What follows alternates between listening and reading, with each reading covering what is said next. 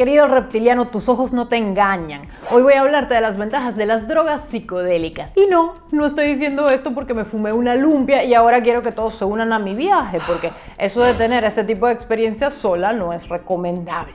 De hecho, nada más alejado de la realidad. Soy tan sana que cuando pido una cerveza sin alcohol en un bar, me siento como este teniente. Me están dando ganas de bailar un pinche cumbión bien loco.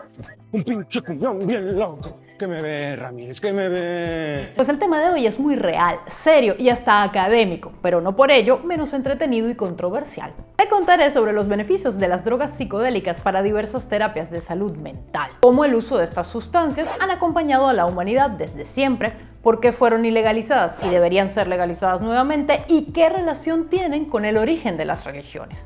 ¿Cómo lo oyes? Pero antes de empezar, el disclaimer de rigor.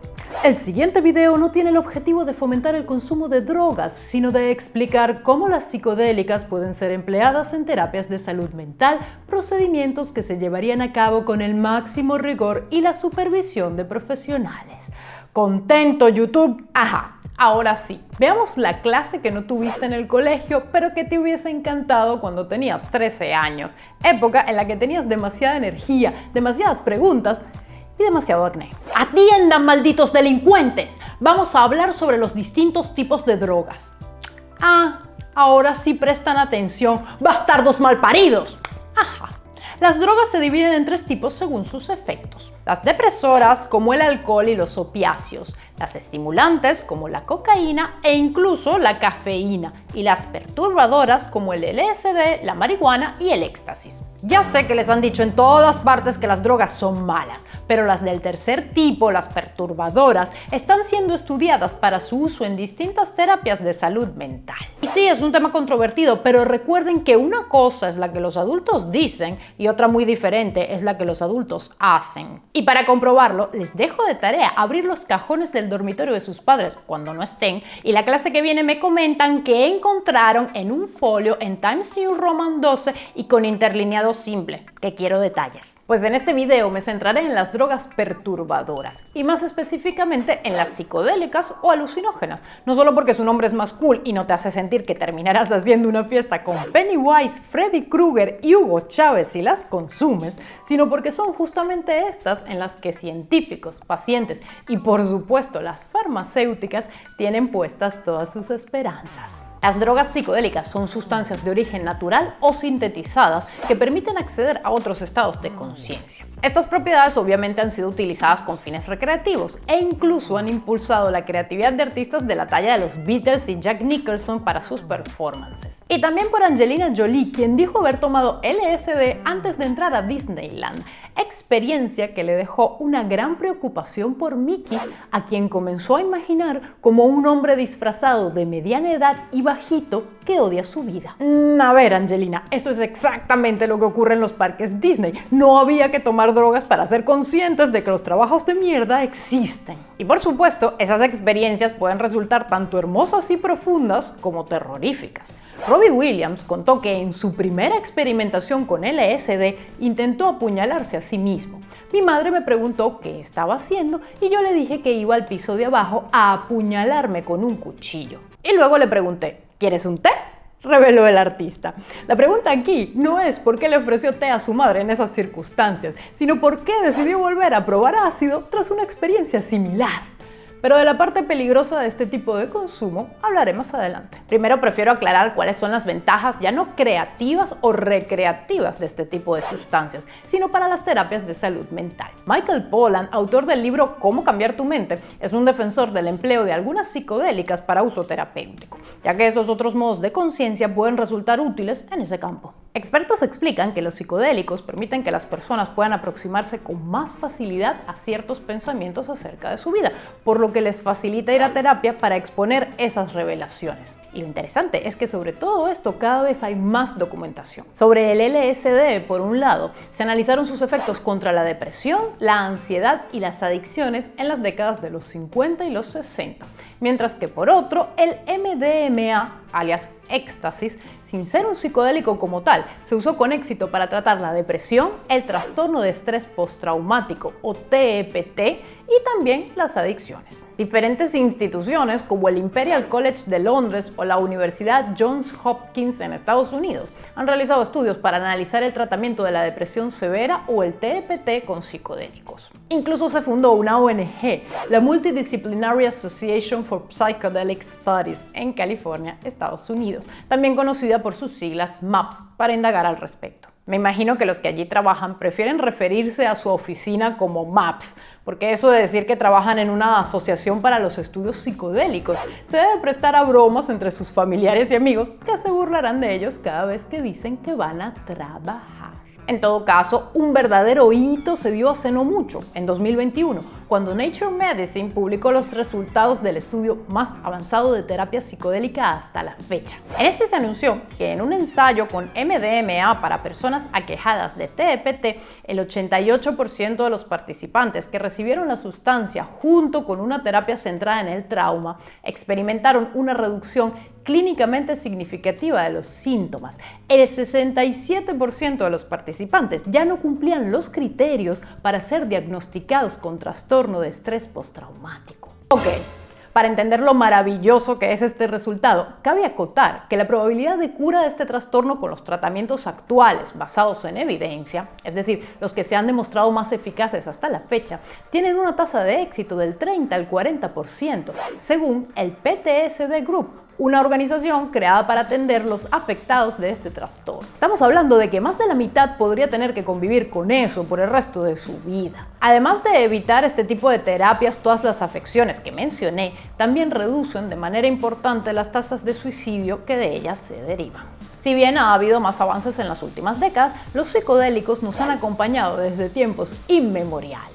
La ayahuasca, por ejemplo, se consume desde hace milenios en los pueblos amazónicos de lo que ahora es Perú, Bolivia, Ecuador, Brasil, Venezuela, Colombia. Se trata de una bebida cuyo principio psicoactivo primario es el DMT, que causa alucinaciones, entre otros efectos. En tiempos de la colonia quedó plasmado en diferentes documentos cómo era utilizada en rituales chamánicos, para gran horror de los españoles. En la historia de las misiones de la Compañía de Jesús en el Marañón español, el jesuita José Chantre y Herrera describe cómo se prepara y cómo empieza el ritual llevado a cabo por un hechicero. Repite muchas veces el embustero las mismas palabras. Bebe este otra vez y carga más la mano. Transportado casi enteramente, empieza como loco y furioso a gritar, parlar sin concierto y hacer ademanes y visajes hasta que cae redondo en la cama o tabladillo. Todo lo que dice cuando está ya privado lo tienen por oráculo. No sé tú, pero noto cierto desprecio por el trance del señor chamán, como poniendo en duda la autenticidad de su arrebato espiritual. Yo, la verdad, no veo mucha diferencia con el éxtasis de muchos santos y personajes principales del cristianismo, por no mencionar que beber en exceso la sangre de Cristo produce exactamente los mismos efectos. Y si crees que lo mío son solo comentarios malintencionados, tú solo lee las escenas del Antiguo Testamento en las que aparece Moisés. En una, este se encuentra con una zarza ardiente de la cual sale la voz de Dios. El psicólogo cognitivo Benny Shannon analiza este y otros episodios, afirmando que lo que allí se describe es un claro comportamiento bajo la influencia de sustancias psicodélicas. Algunos investigadores incluso creen que la planta en cuestión era una acacia, y la acacia está hasta las raíces de DMT. Y ellos no son los únicos en tener esta teoría. Philippe de Felice, psicólogo y teólogo, en su libro Poison, Sacre, Ivresse Divine, perdonen mi francés, sostuvo que las primeras experiencias místicas, el consumo accidental de este tipo de sustancias, desencadenó en la conceptualización de las religiones. Así que ya sabes, la próxima vez que tu tía la ultracatólica te critique por estar a favor de la legalización de las drogas, tú dile que si no fuera por las drogas, nadie se habría inventado a Dios. Bastante interesante también es la historia del LSD. En México, algunos pueblos indígenas consumían unos honguitos mágicos con los que mataban 2 pájaros de un tiro, porque por un lado conseguían unos viajes increíbles y por otro, estos contaban como una de las 5 porciones diarias de frutas y vegetales que tiene que haber en toda alimentación saludable. En los años 50, el banquero estadounidense y micólogo aficionado R. Gordon Wasson y su esposa Valentina tuvieron acceso a algunos de estos rituales religiosos y publicaron sus hallazgos en la revista Life. Poco tiempo después, el hallazgo llegó al químico suizo Albert Hofmann, quien ya había sintetizado LSD en 1938, por cierto, por accidente y que fue el primero en reconocer la importancia y la estructura química de los compuestos puros que llamó psilocibina. Más adelante, en las décadas de los 60 y 70, el LSD se pondría muy de moda. También la psilocibina, en especial porque varios autores se dedicaron a describir cómo cultivar los hongos que la contienen para que la gente lo hiciera en casa. Me imagino que así habrán surgido las primeras pizzas con champiñones alucinantes, en sentido literal. Pero lo curioso de la ilegalización de los psicodélicos es que su motivación no fue médica, sino política. Como dije, ya se había empezado a investigar sobre sus ventajas para curar ciertas afecciones, y si bien todavía faltaba por explorar aún más las contraindicaciones de tratamientos como estos, había algo que preocupaba a los políticos más que la posibilidad de que se estuvieran creando nuevos adictos. En 1966 se ilegalizó el LSD en algunos estados de Estados Unidos y a partir de allí el mundo siguió sus pasos porque Simón dice: como te imaginarás, una vez ilegales los psicodélicos, las investigaciones sobre sus ventajas se convirtieron en una labor mal vista. Pero ahora las cosas están empezando a cambiar. Con la salud mental peor atendida que denuncia de acoso sexual de Monaguillo, hoy en día sí que sí, el avance en la investigación sobre los psicodélicos interesa nuevamente. En Canadá, los médicos pueden acceder a psilocibina, MDMA o LSD para el tratamiento de ciertos pacientes. En Estados Unidos está en trámite la petición a la Agencia de Alimentos y Medicamentos para la autorización del uso del MDMA en algunos tratamientos. Mientras, está surgiendo un movimiento quizás demasiado entusiasta en torno al tema, y en breve explicaré mejor mi comentario. Pero primero quiero hablarte de las microdosis, la nueva tendencia a consumir una pequeña parte de una dosis normal para beneficiarse de las ventajas, pero de manera moderada, y poder integrar este consumo a la vida diaria. O sea, se trata de millennials creyendo que descubrieron prácticas que ya eran habituales entre sus padres, los boomers. Lo del exceso de entusiasmo no lo digo por mal, pero es que el tema con los psicodélicos todavía está un poco crudo. Por un lado, y como hemos visto, falta un gran trecho en cuanto a su regulación.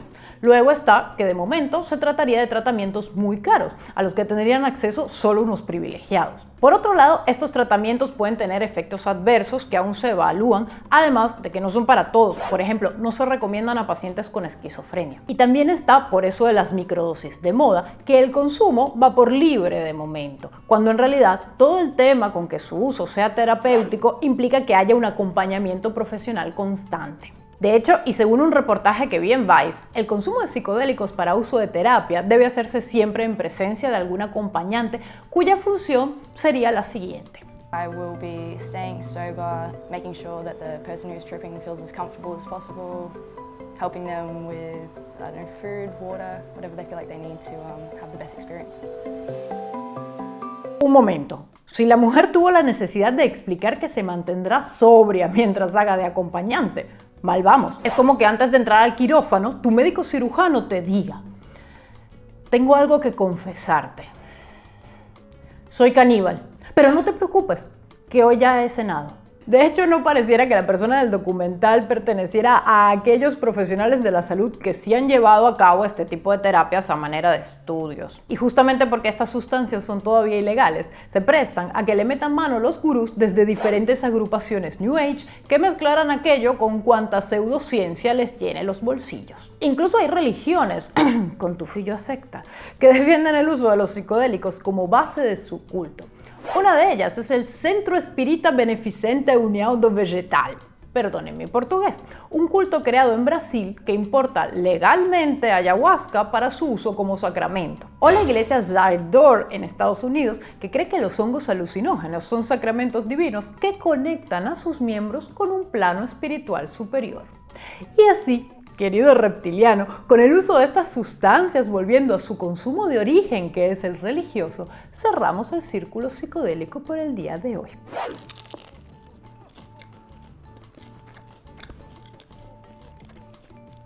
Está rica. Si hubieses visto la cara de la mujer cuando me la vendió. Ah, ¿están mirando? Que creían que era un porro, es una lumpia, spring roll. Si te gustó este video ya sabes qué hacer, regálame un like, comparte el video y te invito a suscribirte si no lo has hecho ya. Muchas gracias a Pablo Pérez por la asesoría en la parte humorística de este guión y a ti por vernos siempre. Te invito a quedarte y a mirar este video que hicimos sobre México y la legalización de la marihuana. Chau.